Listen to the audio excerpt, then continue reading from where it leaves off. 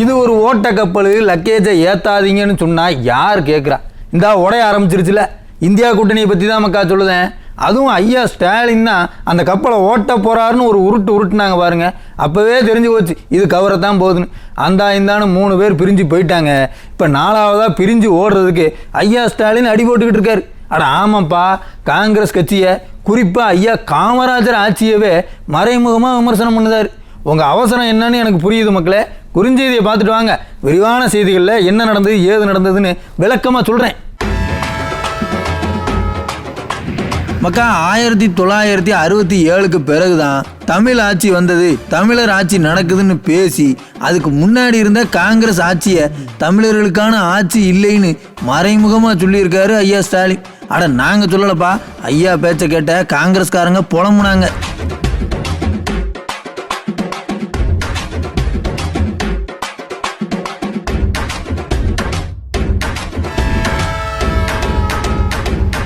உழைச்சிட்டு சீட்டு கேளுங்கப்பா, சும்மா சீட்டு கேட்டால் நல்லாவா இருக்குன்னு காங்கிரஸ் கட்சியை பொது வெளியில் அசிங்கப்படுத்தி பேசியிருக்காரு ஐயா ராஜகண்ணப்பன். காங்கிரஸ் கட்சி வீக்காக இருக்கான், அதை ஒத்துக்கிடணும்னு சொல்லியிருக்காப்ல.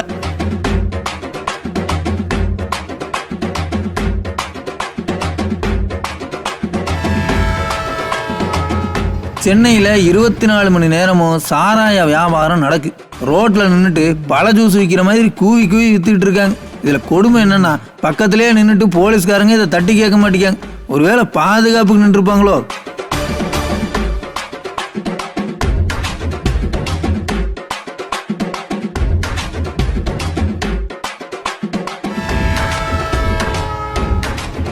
மொழிப்போர் தியாகிகள் வீர வணக்க நாள் பொதுக்கூட்டத்தில் குத்தாட்டம் போட்டிருக்காங்க திமுக காரங்க. கிளுகிழுப்போடு நடந்த அந்த கூட்டம் கட்சி மீட்டிங்கா இல்லை கச்சேரியான்னு தெரியாத அளவுக்கு களை கட்டியிருக்கு.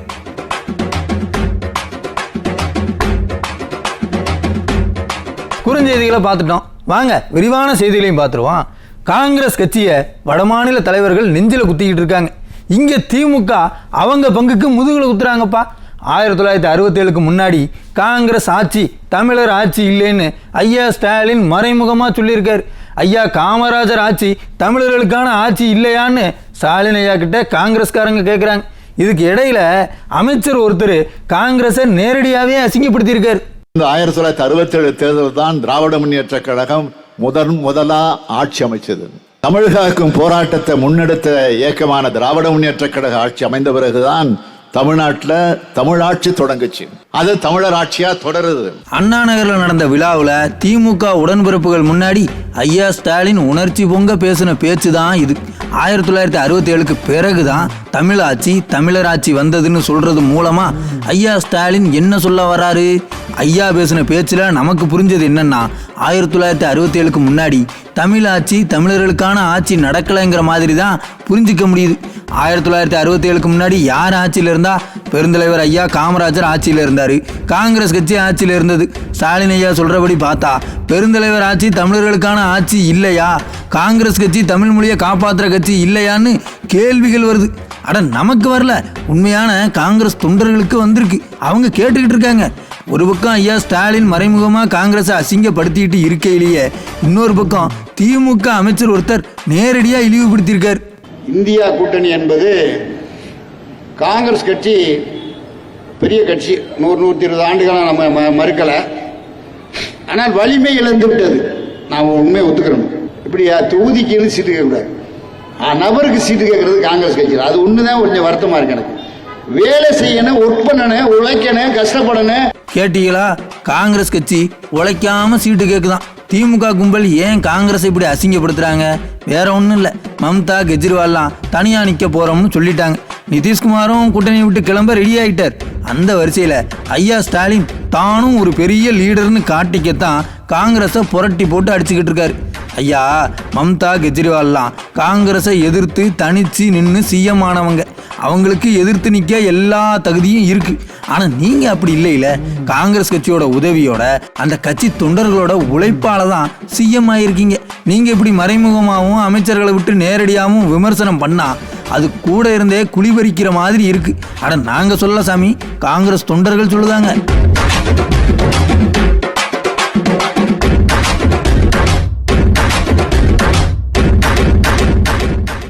மொழிப்போர் தியாகிகளுக்கு திமுக மாணவரணி சார்பில் ரொம்ப அருமையான வீர வணக்கம் ஒன்று செலுத்தியிருக்காங்க. ஓடக்கரை ஓரத்திலே உனக்காக காத்திருப்பேங்கிற தத்துவ பாடலுக்கு காவிய பாடலுக்கு குத்தாட்டம் போட்டிருக்காங்க. மொழிப்போர் தியாகிகளுக்கு வந்த சோதனையை பார்த்தீங்களா? எல்லாம் தலையெழுத்து.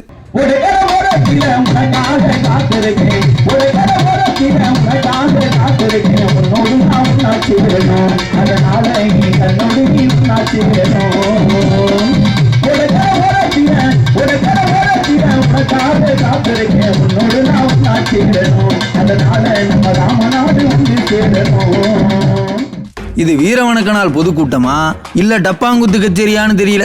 ராமநாதபுரத்துல தான் இந்த கொடுமை நடந்திருக்கு. திமுக மாணவரணி சார்பில் மொழிப்போர் தியாகிகளுக்கு வீரவணக்கனால் பொதுக்கூட்டம் நடத்தியிருக்காங்க.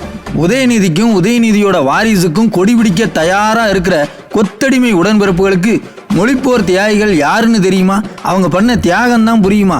உடன்பிறப்புகளுக்கு தெரிஞ்சதெல்லாம் காவாலையா காவாலையா, திண்டுக்கல் மாதிரியான கிளுகிழுப்பான பாடல்கள் மட்டும்தான் புரியும் தெரியும். அவங்க எப்படி வீரவணக்கனால் பொதுக்கூட்டத்துக்கு வருவாங்க? அதான் மாணவரணி நிர்வாகிகளை கூட்டத்தை கூட்டுறதுக்காக கிளுகிழுப்பான ஆடல் பாடல் நிகழ்ச்சியை ஏற்பாடு பண்ணியிருக்காங்க.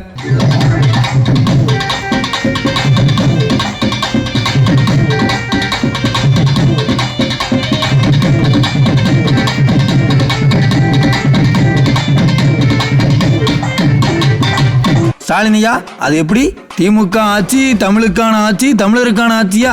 அதெல்லாம் பேரறிஞர் அண்ணா காலத்திலேயே மலையேறிடுச்சு. உங்க அப்பாரு ஐயா கருணாநிதி தலைமைக்கு வந்த பிறகு மாநாட மயிலாட கட்சியா மாறிடுச்சு. அதான் உலக முதலீட்டாளர் மாநாட்டில் ஆண்ட்ரியாவை கூட்டியாந்து சொல்றியா மாமா சொல்றியா மாமான்னு பாட்டு பாட வச்சிங்க. உங்க மகன் அன்னை உதயநிதி நடத்தின மாநாட்டில் காவாலையா பாட்டுக்கு குத்தாட்டம் போட்டாங்க. தலைமையே இப்படி இருக்கிறதால தான் மொழிப்போர் தியாகிகள் வீர வணக்க நாளில் தொண்டர்களும் அதே நடன கச்சேரியை நடத்திக்கிட்டு இருக்காங்க. கொள்கை கொலக்கட்டன்னு தயவு பண்ணி பேசாதீங்க ஐயா. அட நான் சொல்லலை, ஜனங்க சொல்லுதாங்க.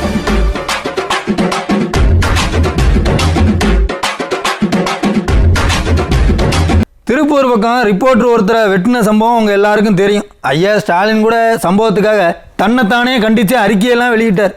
அந்த சம்பவம் நடக்கிறதுக்கு முன்னாடி அந்த ரிப்போர்ட்டரு போலீஸ்கிட்ட எத்தனை தடவை பாதுகாப்பு கேட்டார். அவருக்கு பாதுகாப்பு கொடுக்காதவங்க பிளாக்ல பாட்டில் விற்கிறவங்களுக்கு பாதுகாப்பு கொடுக்குறாங்கப்பா.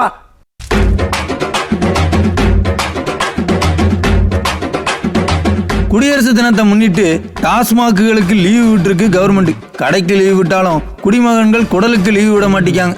குடிமகன்களின் தேவையை புரிஞ்சுக்கிட்ட சில உடன்பிறப்புகளும் மர்ம கும்பலும் பிளாக்ல சாராயம் வைக்கிறாங்க. இது இன்னைக்கு மட்டும் நடக்கல. திமுக ஆட்சிக்கு வந்ததுல இருந்தே 24 மணி நேரமும் சாராயம் பிளாக்ல ஓடிக்கிட்டே தான் இருக்கு.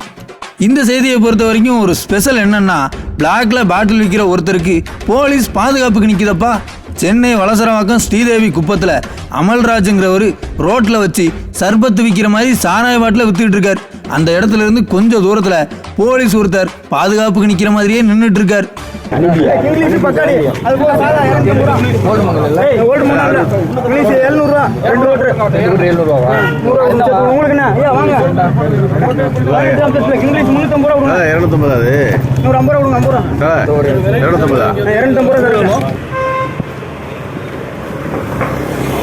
பாருங்க, விளம்பர ஆட்சியில சாராய வியாபாரம் சர்பத்து வியாபாரம் மாதிரி சகஜமா நடக்கு. போலீஸ் வேற உடந்தையா இருக்காங்க. திருப்பூர் பக்கம் இதே மாதிரி பிளாக்ல சாராயம் விற்கிறத செய்தியா போட்டதுக்கு தான் ஒரு ரிப்போர்ட்டரை இழுத்து போட்டு வெட்டியிருக்காங்க. அந்த மனுஷனுக்கு பாதுகாப்பு கொடுக்காத போலீஸ் பாட்டில் விற்கிறவங்களுக்கு கொடுக்குது. இந்த விளம்பர ஆட்சி இப்படியே கண்டினியூ ஆச்சுன்னா நாடு விளங்குமான்னு நீங்களே நல்லா யோசிச்சு பார்த்து சொல்லுங்க மக்கா.